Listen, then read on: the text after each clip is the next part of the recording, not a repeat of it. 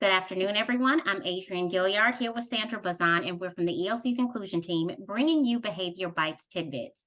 This month, Sandy and I are going to be talking about red flags and doing a red flag series. So we'll be talking about the different kinds of red flags in terms of development and behavior in our early childhood classrooms. Now, last week, we talked about the red flags for developmental delays. This week, we're going to talk about the red flags for ASD, or autism spectrum disorder. The CDC states that 1 in 54 children have been identified with autism spectrum disorder. And they also say that ASD is about 4 times more common amongst boys than it is girls. So today we're just going to take a little bit of time and talk about what ASD is and the red flags to look out for. Next month, we'll go a little bit deeper into ASD. So Sandy, let's talk about what ASD is and what the red flags are that we have to look out for. ASD, it's a big one, right? Adrienne, it seemed to have blown up out of nowhere. Now it's just everywhere, right? And there's definitions for it, but I just want to make it easy for everybody to understand, right? So when we talk about autistic spectrum disorder or ASD, we're talking about a neurodevelopmental disorder. What does that mean? Well, neuro meaning in the brain, and developmental meaning happening during the development of that child, right? And so you have a really great visual that I wanted to bring up. And when we talk about ASD, we're talking about these two things, right? So we're talking about ASD being neurodevelopmental, and these are the things that encompass that, right? So what we're going to see is deficits in social communication and interaction, peer interaction, adult interaction, any kind of interaction with anybody else. And also the other part of it would be restricted, repetitive behaviors and or interests. And I'll go into that a little bit deeper, right? And so what does that mean? What does it look like, right? And so the deficits in social communication is just that. We as people, we have social interactions. We are able to communicate our needs, our wants. When we are looking at, and we're talking about ASD as red flags, we start to notice that there's not an ability to reciprocate that social interaction. What does that mean? If I'm talking to a child who is on spectrum, they may not look at me, right? There may not be this back and forth conversation. Exactly. There's not this given back and forth exchange. So I have to be very careful. There might be a back and forth, but it may not be on the same topic, right? So there's not this back and forth genuine exchange of ideas of like, we're talking about the same thing. For example, as a teacher, we might be talking about plants.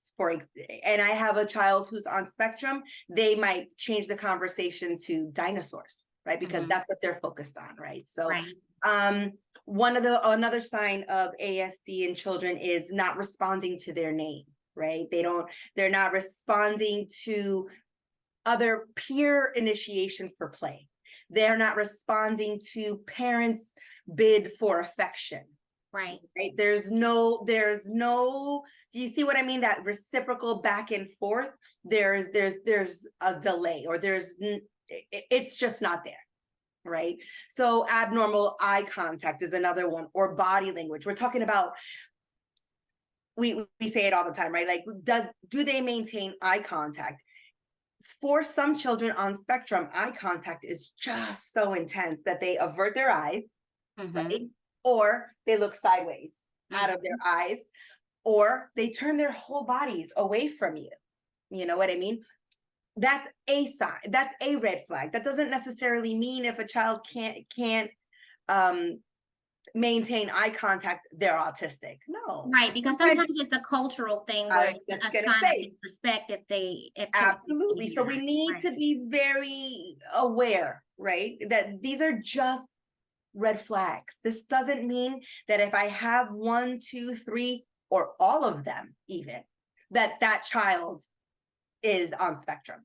Again, we are not doctors. I need to say that first and foremost. I am not a doctor. You are not. I'm an educator. And what I can do is I am an expert in the developmental where my kids should be developmentally. I'm an expert. Remember, we're experts in our audience. So I should know what's developmentally typical for my students in that age range. And now I'm able to check off, well, they're not doing this, or I'm seeing these red flags, right?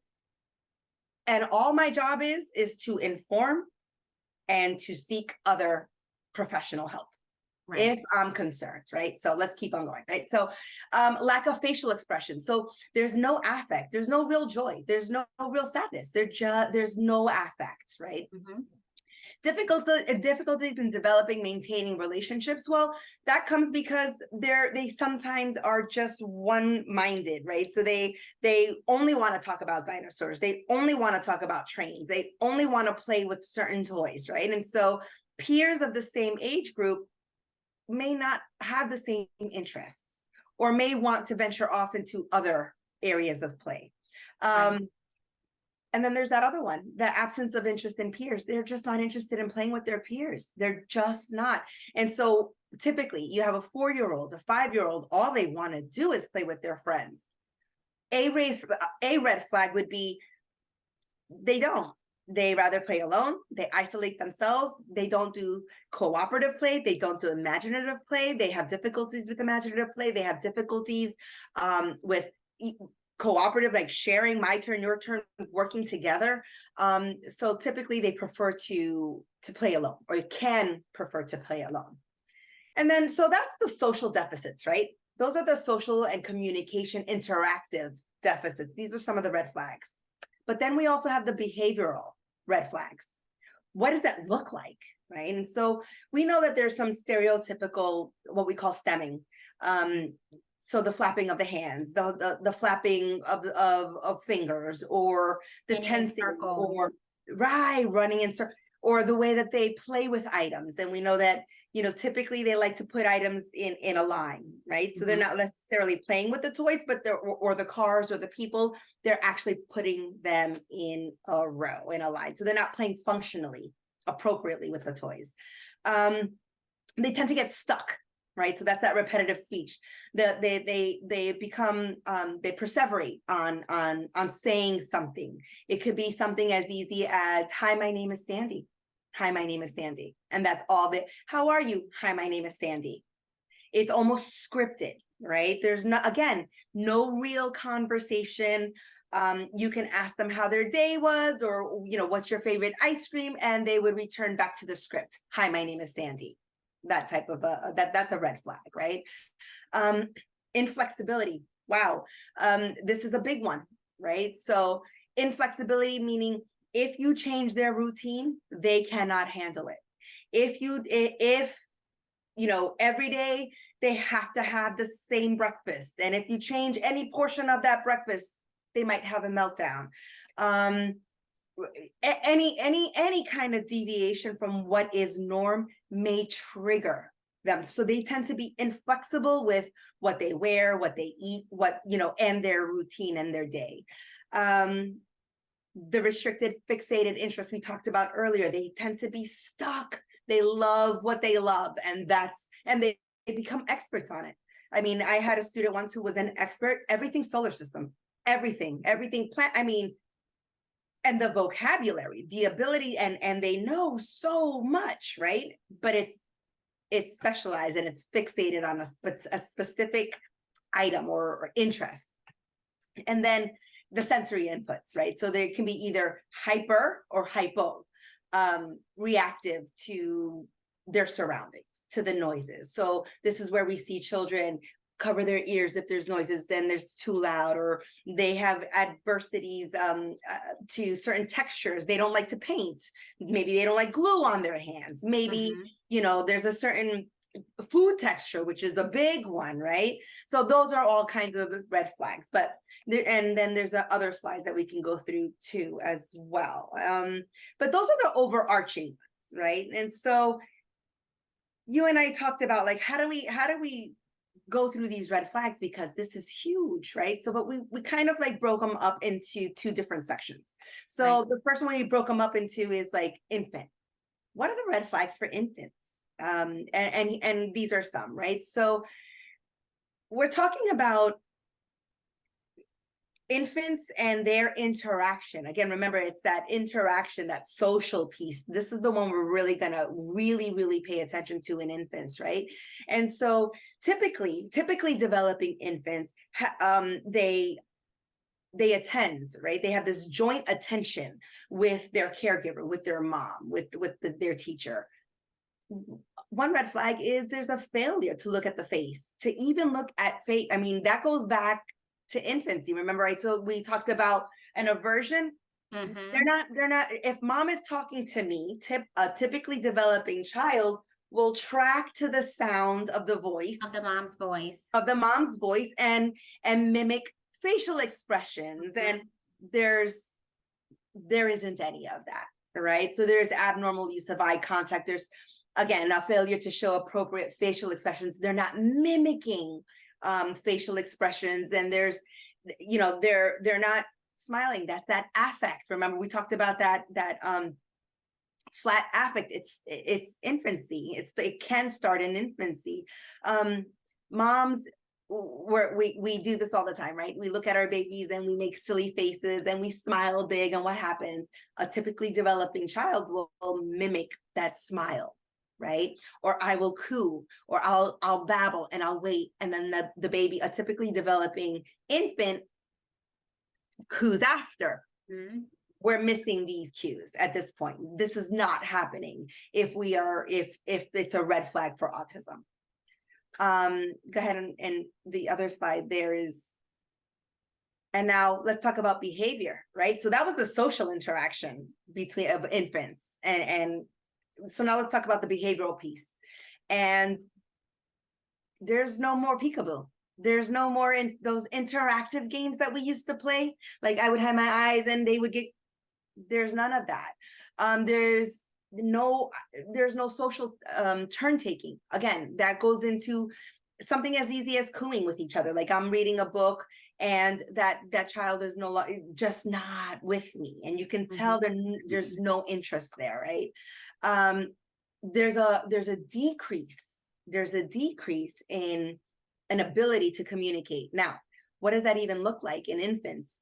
We know that infants communicate not necessarily with words, but pointing, gestures, right? That's pointing. Eye contacts. They'll look to what they'll look to what they're interested in. There's none of that. We know that infants mimic our patterns of speech. There's no mimic of communication skills. There's no mimic of language, right? And so that's where we're at with that. And then when we look at older children, as they get older, we look at how, go ahead and change that one for me, Adrian. Yeah. So now we're looking at like the older kids. What is it that we see? Well, we see differences in how they play. We see differences in how they interact with, yes, their peers, but mostly in how they're playing, right? So again, visual inspection.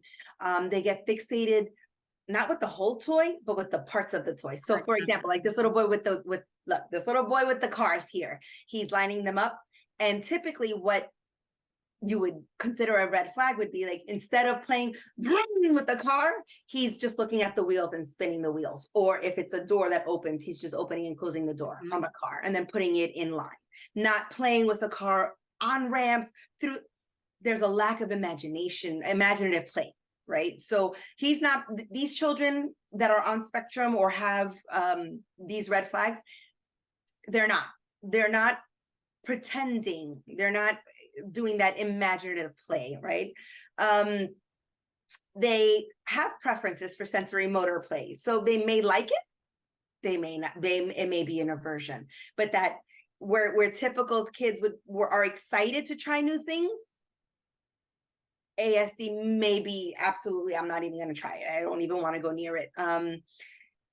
They have those stereotypical behaviors that we talked about earlier. They stem, again, much less time spent in functional play. They're not playing the way they should with the toys. If that does that make sense in what I mean by functional play? It absolutely does.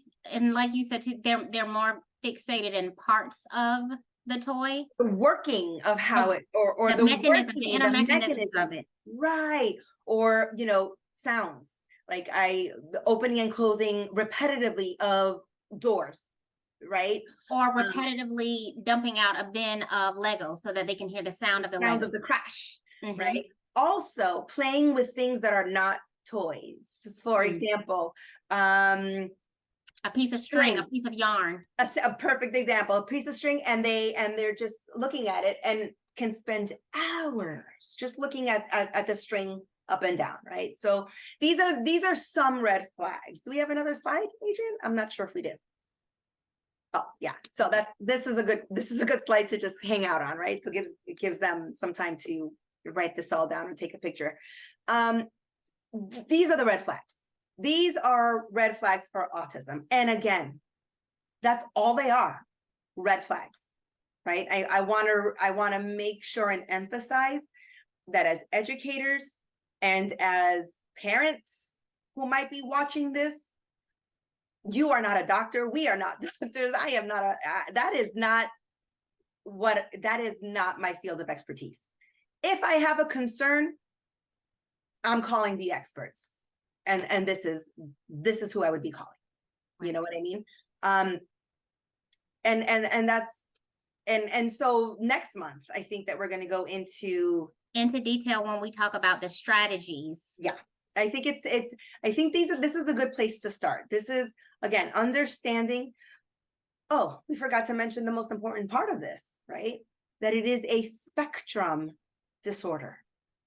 It is a spectrum disorder. What does that mean? It means we have highly functional students that might be on spectrum that you would never, with none of these behaviors, right? And then we have the whole opposite, where we have students on spectrum that are not able to independently care for themselves, even into adulthood, right? And so that's what we're dealing with. So when we say spectrum, I mean a complete spectrum of opposite ends. And so we need a diagnosis. In order for me to accurately say, oh, that child has ASD, is autistic, there has to be some type of diagnosis involved. And that's what I wanted to say about that. Okay. All right. Well, thank you for that, Sandy. That was good, background information. And like Sandy said, we're going to do a deeper dive into ASD next month and talk about the strategies that we can use in the classrooms to approach children that are on the spectrum. And so if you're still experiencing challenging behaviors with any of the children in your classroom, you can always reach out to Debbie Kay on our warm line, where the number is 954-295-0672. And we'd like to encourage you to connect with us on our Behavior Bites Zoom that is held every Friday from 1 until 2. Speak to your director about registering. And if you found this video and other videos of ours helpful, please like, share, and subscribe. And we'll see you back here next time. Take care.